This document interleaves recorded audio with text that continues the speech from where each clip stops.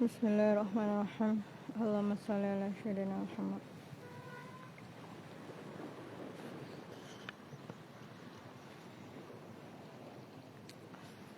Sallallahu ala Muhammad, sama makhluk dalam air. Dari ikan-ikan. Apakah sekarang ikan pun meninggalkanku, ya Allah?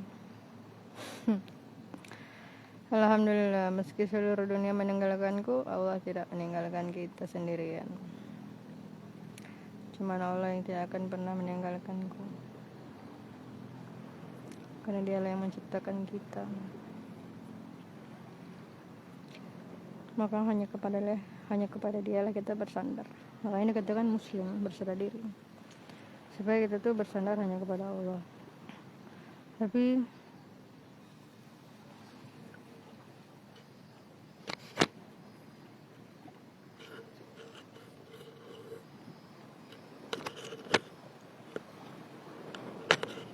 ngapain? Tahan, geli.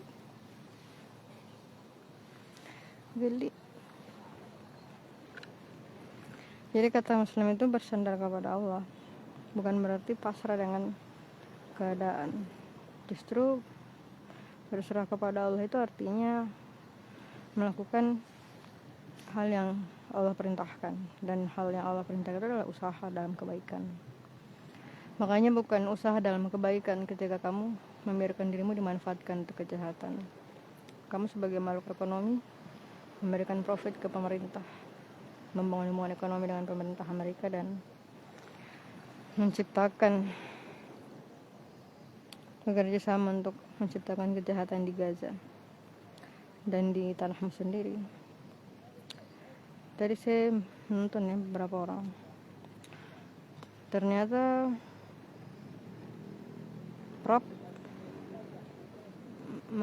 lahan di Sumatera itu dari 33.000 kayaknya jadi 94.000 kalau saya nggak salah. Jadi dia jadi presiden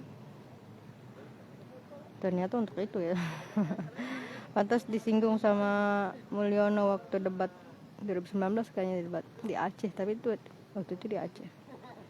Makanya kan dari 33.000 jadi 94.000, berarti 3 kali lipat dong itu ya. Dan itulah yang menyebabkan longsor. Sepertinya itu yang paling banyak. Itu hal yang paling menyebabkan. Yang paling lucu itu sebenarnya kayunya gitu, kayu yang ditebang itu. Kalau saya lihat banyak yang memang potongan, tapi bukan sejenis potongan itu. Apa ya, intinya memang untuk membuka lahan, bukan untuk penebangan hutan sebenarnya. Jadi kayunya memang dimanfaatkan, tapi pada maunya untuk pembukaan lahan sepertinya, karena jenis kayunya itu terlalu variatif. Berarti memang menggundulkan semua pohon di lahan yang sama berarti. Ya, wallahu alam.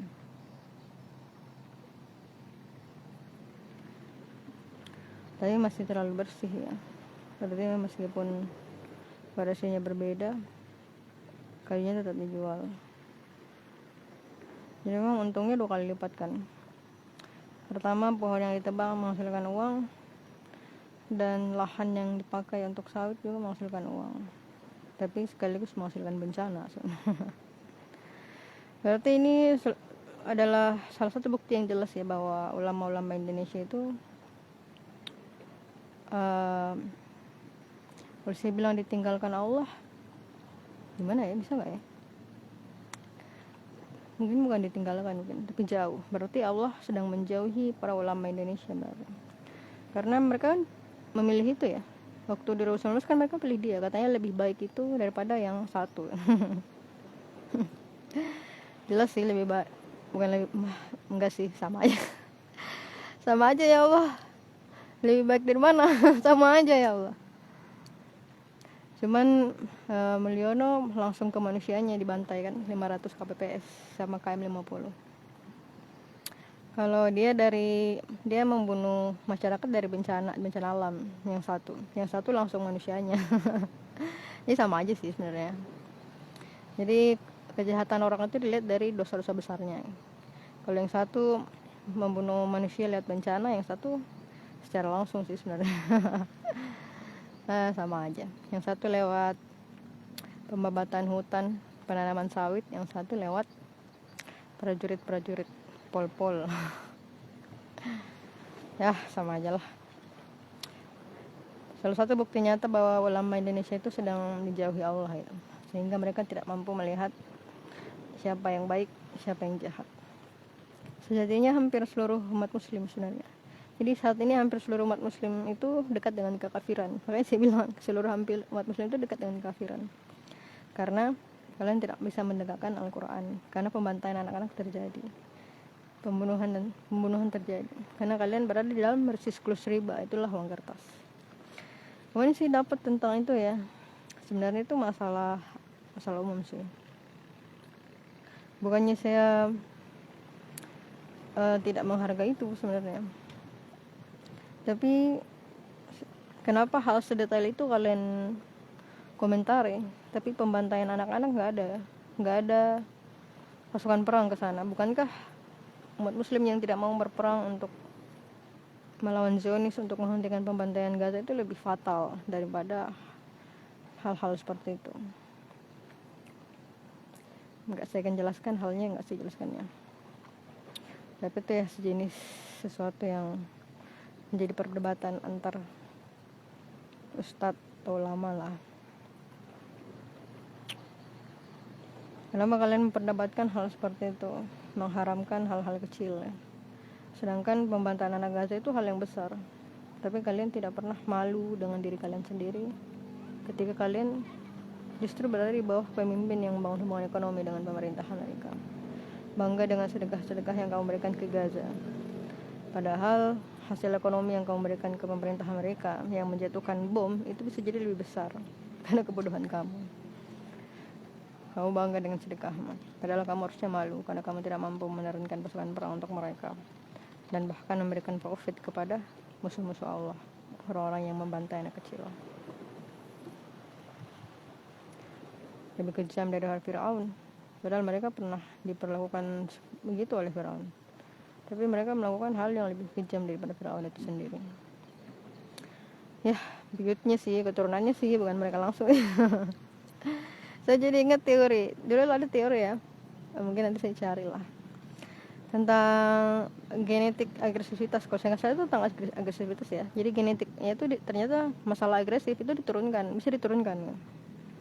Jadi penelitiannya itu sepanjang hidup ya. Jadi satu keturunan teliti, makanya itu penelitian panjang. Salah satu penelitian yang cukup makan waktu karena spend life ya kalau saya nggak salah. Jadi ternyata genetik agresif itu diturunkan. Dan sekarang kita lihat dalam Al-Quran ternyata disebutkan secara tidak langsung bagaimana Firaun, Bani Israel yang waktu itu diperlakukan seperti itu, dan sifat-sifat itu menurun gitu. Meskipun mereka yang dilakukan seperti itu, tapi sifat-sifat lain yang sejenis yang ketika mereka menjahati Nabi Musa alaihissalam itu turun kan sekarang. Makanya memang benar Al-Quran itu Allah turunkan sampai akhir zaman, karena mungkin manusia-manusia seperti ini tetap ada, meskipun sepertinya akan habis sih.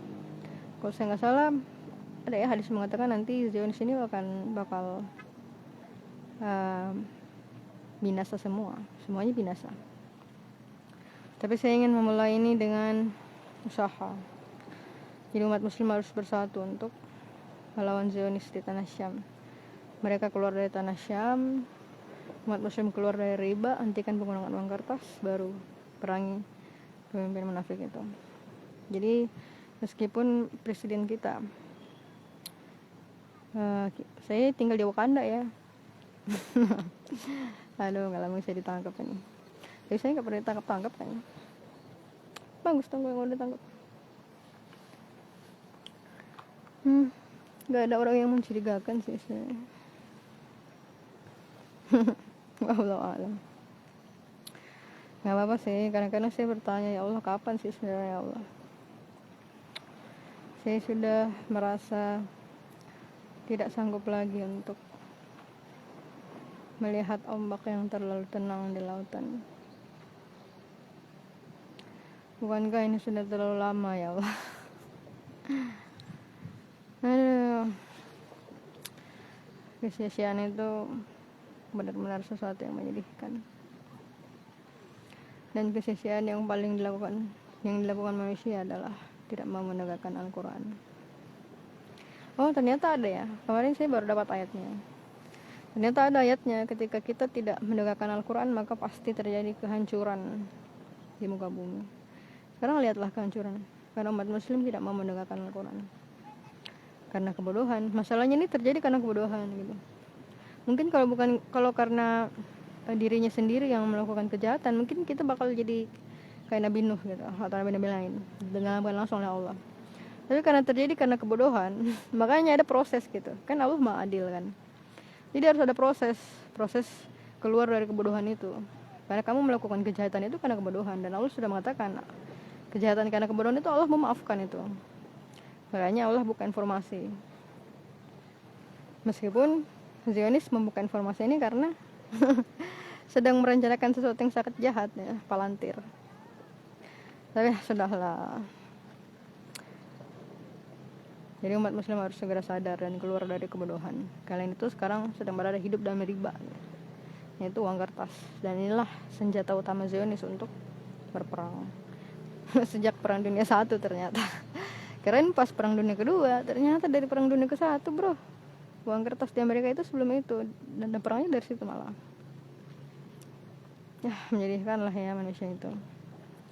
Jika mereka nggak bisa menciptakan darah yang mengalir pada tubuh mereka sendiri, dan mereka berlaku sewenang-wenang terhadap sesamanya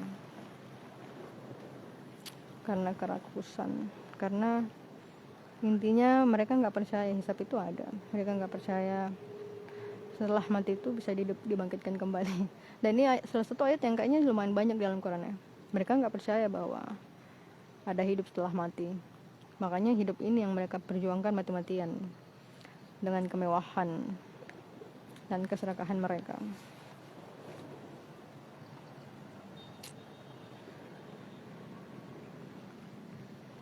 Tiga kali bro, pantas banjir, pantas longsor. 3 kali lipat dalam 1 tahun. Penebangan hutan, seperti yang dibilang Jokowi.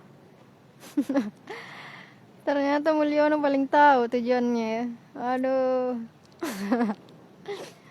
Dia sudah tahu tujuannya jadi presiden itu yang di Aceh, Walau Sumatera. Pantas dia sebut-sebut waktu debat. Ternyata memang dia tahu tujuannya Prap ini apa. Bang, musuhmu itu paling jeli ya musuhmu. Tapi memang katanya Mulyono punya itu ya, informasi dari intelijen. Jadi dia tahu nih Prabowo tujuannya apa ini. Makanya pada saat perang mulai gencar, karena Prap berhasil mengelabui ulama, akhirnya dia ngajak Prap untuk berbincang. Akhirnya dia bilang sebenarnya kita ini satu jalur bro, kamu aja nggak sadar, kita ini satu rumpun. Jadi tinggalkanlah mereka. Aduh, ternyata beneran satu rumpun mereka, sama-sama mengejar harta. Tapi beda itu, beda tempat. Yang satu tambang, yang satu sawit. Ya sama aja. Dua-duanya bencana. Kalau tambang itu lama kan, cuman kan nggak terekspos. Nah ini yang paling terekspos itu ini. Berarti Prap ini punya kebaikan juga ya, sampai diekspos gitu. Walau alam. Aduh, memang manusia itu memang punya kebaikannya, tapi keburukannya lebih banyak ya. Kalau keburukannya lebih banyak, makanya diajak langsung ke neraka, diperbanyak dosanya. Nah itulah lewat harta. Jadi sebenarnya harta itu harus berhati-hati, karena harta itu bisa jadi apa ya,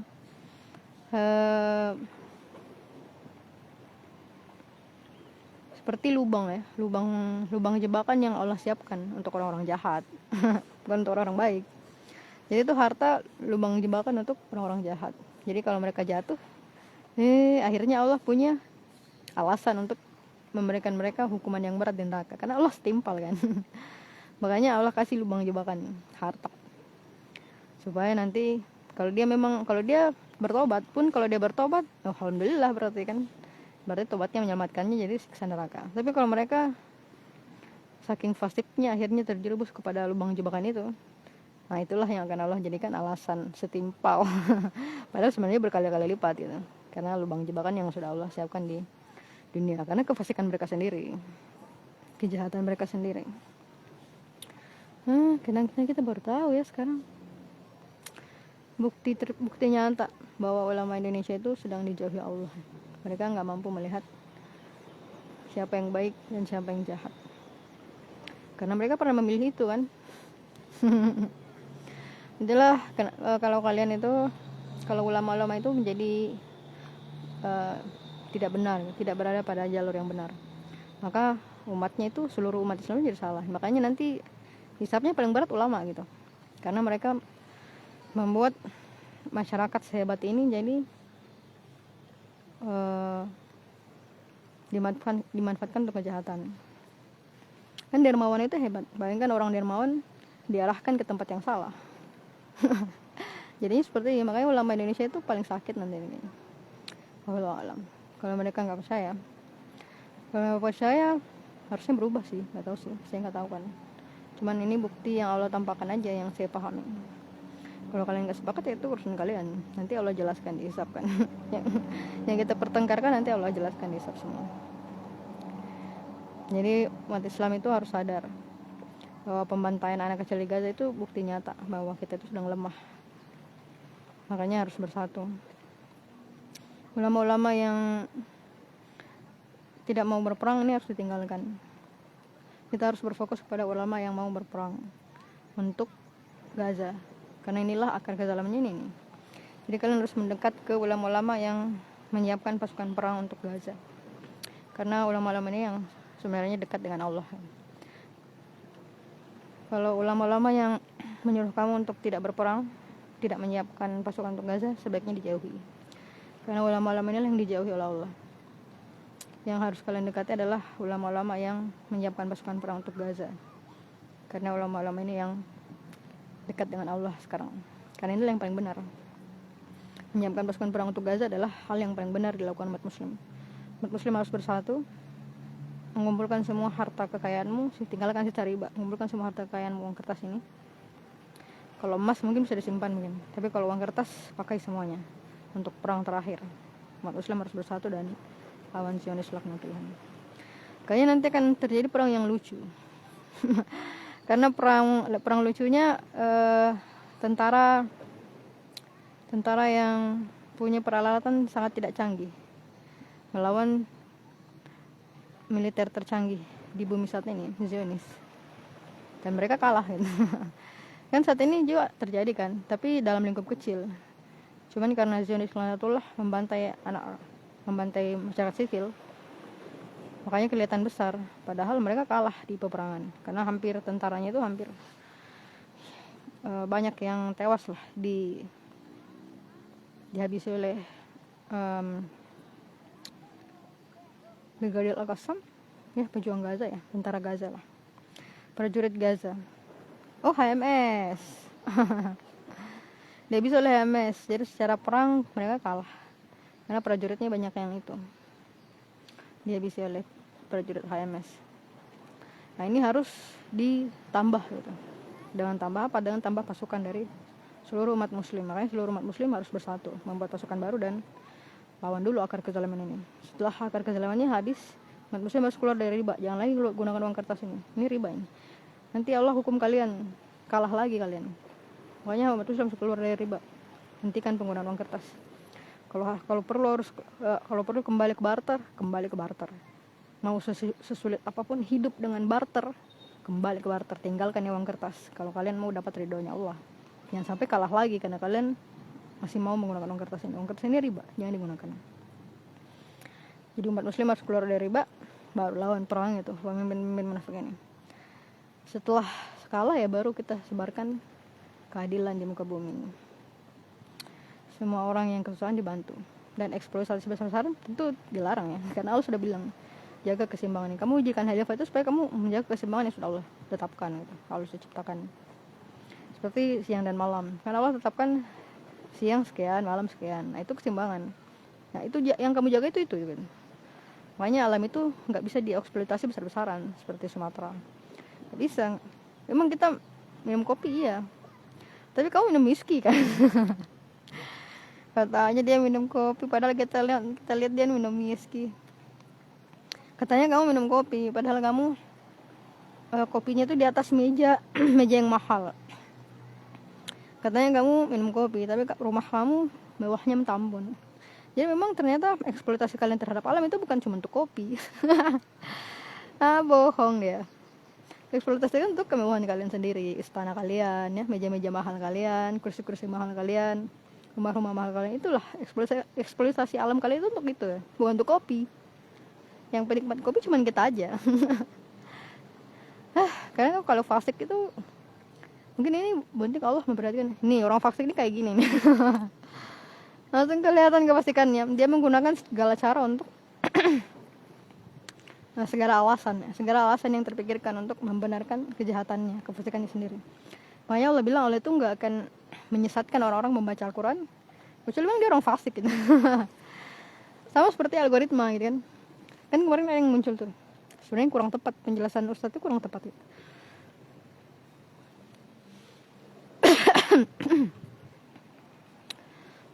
Jadi katanya algoritma itu takdir gitu kan. Kenapa bisa muncul gitu? Karena takdir. Berarti Allah sudah memperlihatkan itu kepada kamu. Sebenarnya enggak juga sebenarnya.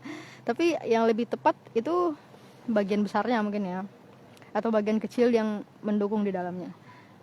Cuman ada ayat lain yang lebih kena gitu, yaitu Allah nggak akan menyesatkan seseorang kecuali dia orang fasik. Nah ini yang paling kena. Kan kalau kamu membuka algoritma, itu artinya kamu memang sering buka itu, makanya muncul algoritma itu. Kenapa? Karena hatimu cenderung pada kebaikan, makanya FYP-mu kayak gitu. Yang cocok kan? Karena Allah bilang Allah nggak akan menyesatkan kecuali orang fasik. Nah karena hati kamu nggak fasik, makanya kamu sering membuka itu, makanya algoritmanya itu. Nah, tapi kalau kamu fasik, yang kamu FYP-mu jadi ya yang hal-hal fasik-fasik itu. Makanya jadi fasik semua ya.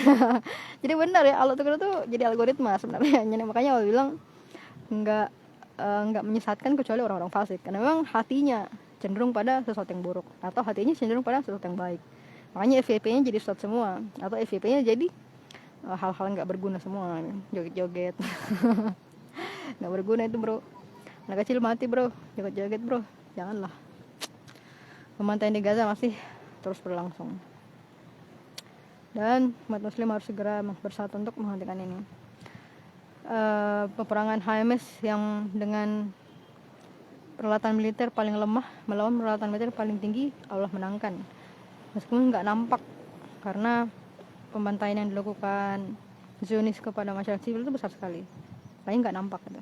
Nah ini harus didobelkan gitu, harus kemenangan HMS ini harus ditambah dengan penambahan prajurit dari seluruh umat muslim. Jadi umat muslim harus bersatu, cabut akar kezaliman itu, harus dicabut.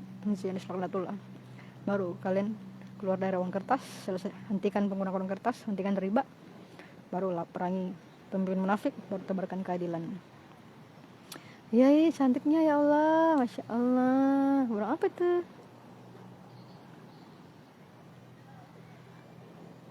Burung apa ya namanya? Sayangnya nggak bisa rekam tadi. Ya Allah alam. Bahas apa lagi kita? Oh kemarin saya janji bahas LGBTQ ya. Kenapa saya merasa sangat tidak ingin membahas ini ya Allah? Kenapa ya Allah? Tapi karena sudah diingatkan ya sih bahas. Gara-gara ini nih, gara-gara saya salah nih. Saya salah nyebut orang nih, salah asumsi orang. Kirain dia Zionis karena nyebarin LGBT, ternyata memang dia aktivis ya, aktivis LGBT. Dia merasa sedih dengan orang-orang LGBT yang ditindas, menurut dia ditindas. Tapi sebenarnya orang-orang LGBT itu nggak tahu bahwa mereka sedang menyiksa diri mereka sendiri dengan LGBT itu. Makanya Allah larang. Sesuatu yang Allah larang itu ada karena itu berakibat buruk pada diri kamu sendiri. Sama seperti Allah melarang kayaknya minggu depan aja yang bahas itu ya Allah. Terlalu banyak itu ya Allah. Sama seperti kamu membahas jadi salah deh. Allah melarang minuman keras karena itu kan buruk untuk kamu. Dan keburukan itu bukan tentang kamu mati karena sakit, bukan sebenarnya. Tapi keburukan itu ketika kamu menjahati orang lain. Kan kalau kamu minum bir, hilang akal kan, kamu bisa menjahati orang lain. Jadi keburukan yang paling buruk yang ditimbulkan manusia bukan ketika dia mati sakit gitu, tapi ketika dia menyakiti orang lain. Nah inilah sama seperti yang dilakukan Zionis atau pemerintah munafik ini. Mereka itu menyakiti orang lain. Ketika mereka membuka lahan sawit, banyak yang mati, 1.000 orang yang mati. Lebih besar dari milion orang waktu bunuh KPPS. KPPS kan sekitar sama aja sih, hampir 800 katanya itu ya. Kurang lebih sama lah, karena itu udah hampir 1.000-an kan. Satu sama, justru lebih besar. Lebih besar prop malah. Udah hampir 1.000 dia. Karena memang lewat ketamakan. Sama-sama tamak sih, sama-sama tamak. Allah, kok bahas ini lagi? Kita bahas LGBT. Jadi LGBT itu merusak dirimu sendiri dan merusak orang lain. Pertama karena kamu menyalahi sesuatu yang bukan sifat tubuhmu miliki. Makanya hati kamu itu semakin lama akan semakin berat. Jadi itu yang kamu siksa adalah dirimu sendiri. Kedua adalah lingkungan.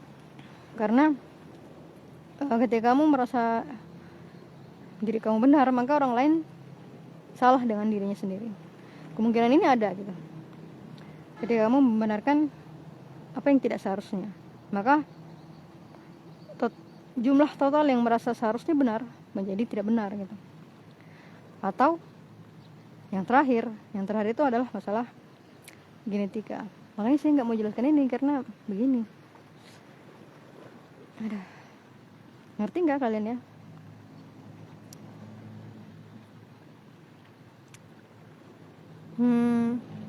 Ini yang sebenarnya inti yang mau saya jelaskan gitu kan. Jadi bagaimana perilaku umat muslim terhadap kaum LGBTQ? Yang pertama, cuma satu, tobat. Jadi umat muslim akan membantu kaum LGBTQ kalau mau tobat. Jadi semuanya dipersiapkan gitu. Lebih baik kalian hidup selamanya sendirian daripada melakukan perbuatan itu, karena ada wujud buruk dari perbuatan itu. Lain kali mungkin saya jelaskan ya. Karena saya sedang berada dalam kondisi yang lemah terhadap ini. Lemah ya Allah. Nah jadi pertama cuma tobat ya. Kalau kamu tetap melakukan perbuatan itu, silakan keluar dari kampung umat muslim. Dan kampung kamu akan kita kirimkan ustadz juga ke sana, seperti Allah mengirimkan Nabi Lut itu. Umat muslim harus mengirimkan ustadz ke kampung LGBT itu untuk menyadarkan, untuk memberitahu mereka sampai Allah menentukan ketetapannya. Jadi udah kewajiban umat muslim untuk menegakkan Al-Quran ya. Di dalam Al-Quran dan Nabi Lut, makanya kita harus mengirimkan ustadz ke kampung-kampung LGBT untuk menyampaikan mereka sampai ketetapan Allah datang. Nah bagaimana dengan kaum LGBT yang penyakit AIDS gitu kan? Terus mereka tobat. Kalau mereka nggak tobat ya silahkan, nggak apa-apa.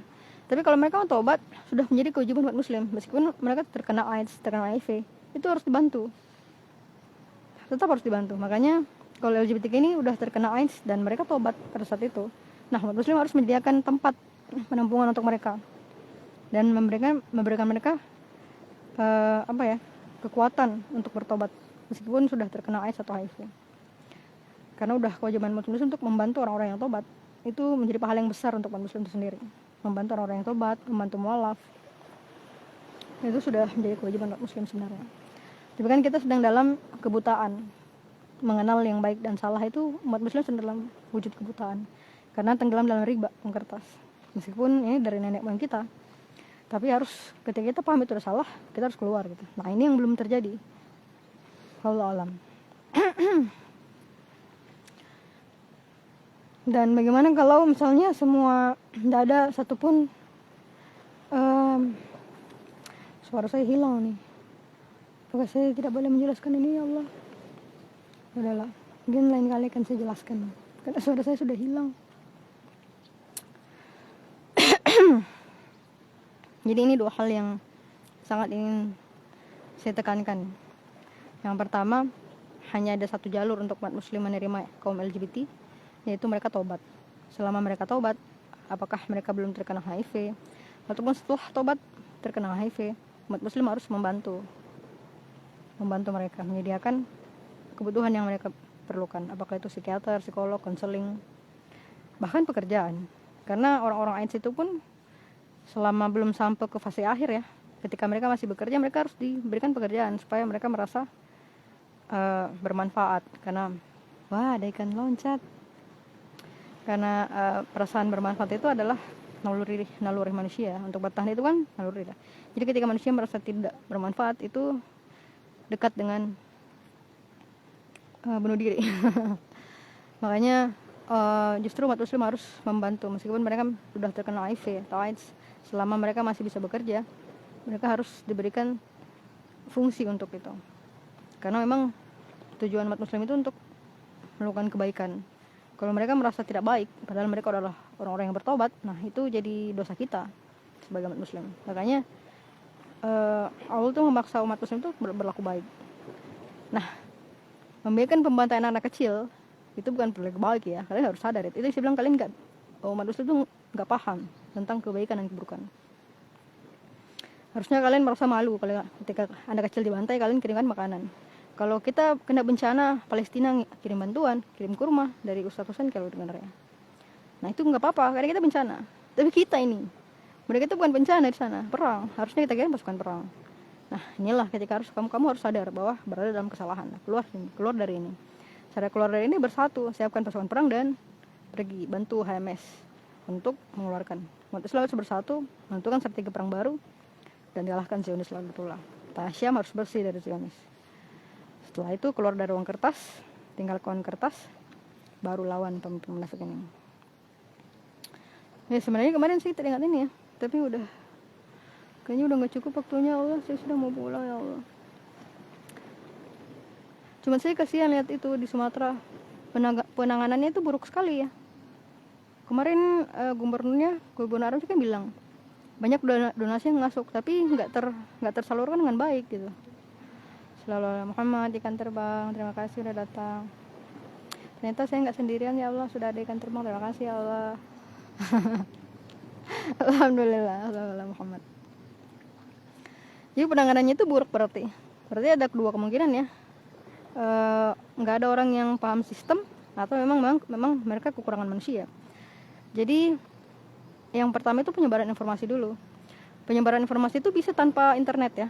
Yang penting manusianya cukup. Jadi ada posko-posko yang minimal itu seperti di jembatan. Posko informasi, mereka kekurangan apa. Dan kalau keterbatasan makanan, itu berarti makanannya harus dikumpulin di satu tempat gitu. Dan harus dipahami apakah mana dari posko-posko informasi itu dikumpulkan, mana tempat-tempat yang kekurangan makanan. Nah, jadi penyebarannya itu satu. Makanannya itu kumpul di satu tempat, penyebarannya ini yang disesuaikan dengan informasi itu. Mana tempat-tempat yang butuh gitu. Jadi makanannya itu nggak ngumpul di orang-orang, ngumpul di orang-orang paling depan, tapi bakal masuk ke tengah-tengah gitu, tengah-tengah yang paling tidak terdapat bantuan. Katanya udah mati kelaparan ya. Innalillahi wa inna ilaihi raji'un. Jadi harus ada posko-posko informasi. Meskipun nggak ada internet, bisa jadikan orang.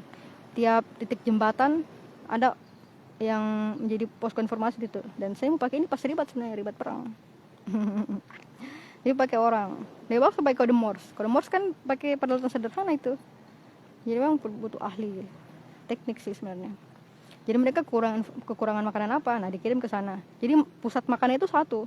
Pusat makanannya harus satu. Kalau makanannya terbatas ya. Kalau makanannya terbatas, pusat makanannya itu harus satu. Nah, informasinya harus meluas. Jadi makanan itu disalurkan sesuai informasi. Makanya harus ada posko-posko informasi. Yang pertama itu memang informasi dulu. Karena kalau seperti ini, jalurnya makanannya justru menumpuk di orang-orang yang sudah menumpuk gitu. udah punya di bagian luar. Jadi bagian dalam justru nggak kena. Nah, apa ya? Yang menjadikan itu justru ada beberapa. Saya nggak tahu banyak sih atau beberapa ya. Kok kayaknya cuman gubernurnya doang yang bagus. Cuman gubernur munaf ya namanya ya. Cuman itu doang kayaknya yang bagus. Kenapa ada pejabat yang mengumpulkan itu bahan makanan? Nauzubillah. Malah ada yang disuruh itu katanya ya, dikumpulin supaya mau ditempelin muka-muka mereka gitu kan. Nauzubillah. Aduh, inilah kalau orang benar ya yang dikatakan Quran ya, kalau orang riba itu kayak orang kerasukan setan. Coba lihat pejabat-pejabat itu, sampai dikumpulin orang-orang pada mati kelaparan, tapi mereka lebih mementingkan citra. Itu orang-orang kerusakan sehat itu kayak gitu. Kefasikannya tuh udah luar biasa gitu, melebihi batas normal lah. Udah masuk orang-orang yang Allah sesatkan sebenarnya. Orang-orang yang Allah sudah tutup mata pendengaran, itu udah tutup. Itu jenis-jenis orang tuh kayak gitu. Terjadi bencana malah numpuk bahan karena mau tempel nama di situ. Mau cari penceritaan. Nah, ini orang-orang yang Allah bilang, makanya Allah tutup mata hati, pendengaran, penglihatan. Karena emang udah fasik sekali, fasiknya tuh udah di luar batas gitu kan. Sampai-sampai orang mati kelaparan masih sempat-sempatnya pencitraan. Ya, Allah alam.